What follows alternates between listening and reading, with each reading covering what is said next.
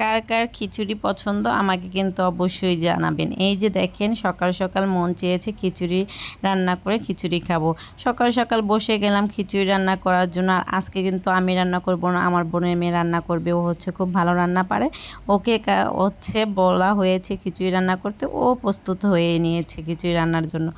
যাই হোক, এই যে খিচুড়ি রান্না করার জন্য একেবারে সব কিছু এখন তৈরি করে নিব আর আপনাদের সাথে শেয়ার করব কিভাবে কি রান্না করলাম। দেখেন এই যে গরুর মাংস নিয়ে নিয়েছি, এখানে হচ্ছে 1.5 কেজি গরুর মাংস নেওয়া হয়েছে।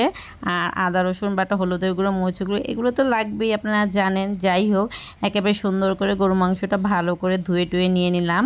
আর গরুর মাংসটা কিন্তু ভালো করে ধুয়ে এখন হচ্ছে আমি আগে মাংসটা ম্যারিনেট করে রাখবো। এজন্য হচ্ছে ভালো করে সব মশলা দিয়ে মাখিয়ে নেব। যাই হোক, এই যে একটা কড়াইতে হচ্ছে মাংসগুলো নিয়ে নিয়েছি আর এখন এক এক করে আদা রসুন বাটা দিয়ে দিচ্ছি। এই যে তারপরে দিয়ে দিচ্ছি একেবারে গোলমরিচের গুঁড়ো, এলাচ গুঁড়ো যা ছিল এগুলো।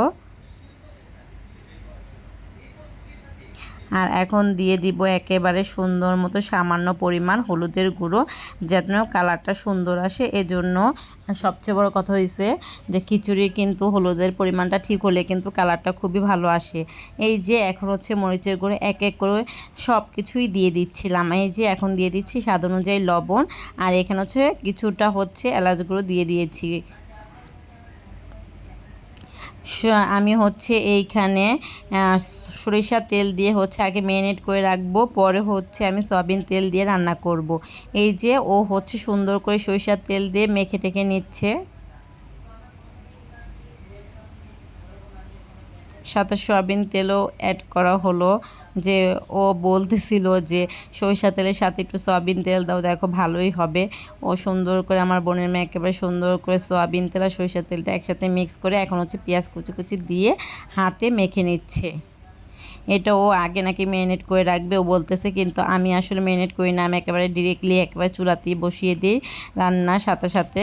আর ও হচ্ছে হাতে মেখে রান্না করবে, এজন্য সব কিছু আগে হাতে মেখে নিচ্ছে।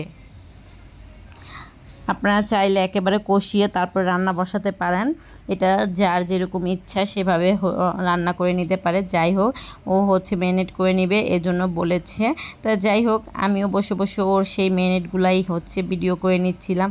এই যে সুন্দর করে এখন হচ্ছে মাংসটা ম্যারিনেট করে কিছুটা সময় রেখে এই যে চুলাতে এখন বসিয়ে দিল।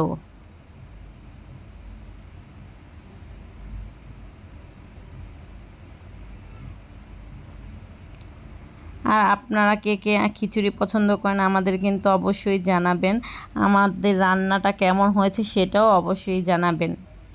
আর এই যে এখন হচ্ছে সুন্দর করে মাংসটা কষানোর জন্য একটা ঢাকনা দিয়ে ঢেকে এই পাশ দিয়ে চলে আসলাম হচ্ছে চাল আর ডাল একসাথে মিক্স করে নেব। অনেকেই মুগ ডাল আর দিলেও পারেন। আমরা হচ্ছে হঠাৎ করে বাসায় বসে প্ল্যান হয়েছে যে রান্না করে খাবো, তো কি করব, আমরা একেবারে দেখা যায় ঘরে যা ছিল মসুর ডাল আর হচ্ছে চাল, ওটা দিয়ে তৈরি করতে শুরু করে দিয়েছি।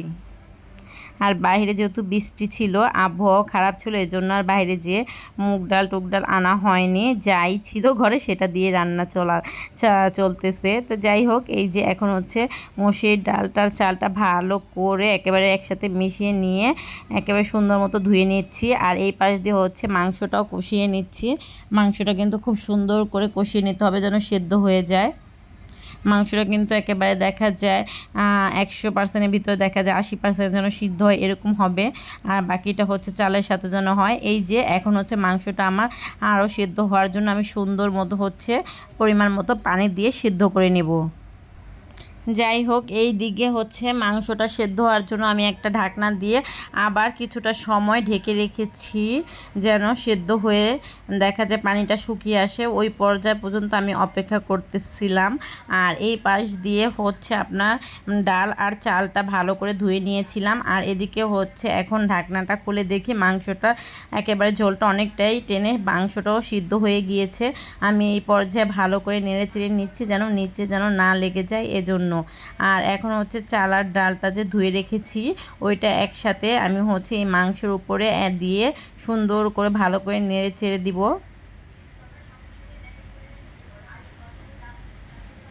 এই যে এখন এই পর্যায়ে আমি হচ্ছে চাল আর ডালটা ধুয়ে রেখেছিলাম, এটা আমি দিয়ে দিচ্ছি। এখন হচ্ছে চাল ডাল আর মাংসটা খুব ভালো করে মিশিয়ে নিতে হবে। আর ভালো করে মিশিয়ে নিয়ে দেখা যায় চুলার জালটা একটু জোরে দিতে হবে। পানির পরিমাণটা যখন একটু দেখা যায় সেদ্ধ হয়ে আসবে, ঠিক ওই পর্যায়ে পর্যন্ত হচ্ছে আমি জালটা একটু বাড়িয়ে দিয়ে তারপর হচ্ছে আমি মৃদু আঁচে করে দিয়েছি, যেন মাংসটা সেদ্ধ হয়ে এবং কি চাল আর ডালটাও যেন ভালো মতো একেবারে ফুটে ওঠে। এর জন্য আমি একেবারে ঢাকনা দিয়ে ভালো করে মিশিয়ে দিয়েছি। আর এদিক দিয়ে হচ্ছিল আমার ফোনে চার্জ শেষ হয়ে গিয়েছিল, দমটা বসানোটা আমি আপনাদেরকে দেখাতে পারিনি। এই যে ভালো করে নেড়েচেড়ে পরিমাণ মতো হচ্ছে পানি দিয়ে, যাই হোক এই পর্যায়ে হচ্ছে আমি খিচুড়িটা ভালো করে নেড়েচেড়ে একেবারে চালটা যেন ফুটে, এজন্য হচ্ছে আমি কিছুটা পরিমাণ দেখা যায় যে ভালো করে নেড়েচেড়ে নিচ্ছিলাম যেন নিচ দিয়ে না লেগে যায়। লেগে গেলে কিন্তু সমস্যা। আমার এখন দেখা যাচ্ছে যে চালটা একেবারে দেখা যায় কষিয়ে নেওয়া হয়েছে যেরকম মাংসটার সাথে। এই পর্যায়ে আমি পানি দিয়ে দিব। পানি দিয়ে হচ্ছে চালটা ডালটা ফোটানোর জন্য যতটুকু পরিমাণ পানির প্রয়োজন ঠিক ততটুকু পরিমাণ পানি দিয়ে আমি একটা ঢাকনা দিয়ে একেবারে সুন্দর করে ঢেকে রেখেছি। আর হচ্ছে পানিটা যখন শুকিয়ে এসেছে তখন আমি দমে বসিয়ে দিয়েছিলাম। যাই হোক এই যে আমার খিচুড়িটা রান্না হয়ে গিয়েছে। আর এই পর্যায়ে এদিক দিয়ে হচ্ছে আমি একটু বেগুন ভেজেছিলাম আর হচ্ছে একটু আমের আচার নিয়ে নিয়েছিলাম। আজকে আপনাদের সাথে এই পর্যন্ত। কেমন হয়েছে আমার রান্নাটা আর কেমন হয়েছে আমার ভিডিওটা অবশ্যই কিন্তু কমেন্টে জানাবেন। আর পরবর্তীতে আবার সুন্দর সুন্দর ভিডিও নিয়ে আপনাদের সাথে দেখা হবে। আল্লাহ হাফেজ, ভালো থাকেন সবাই। আসসালামু আলাইকুম।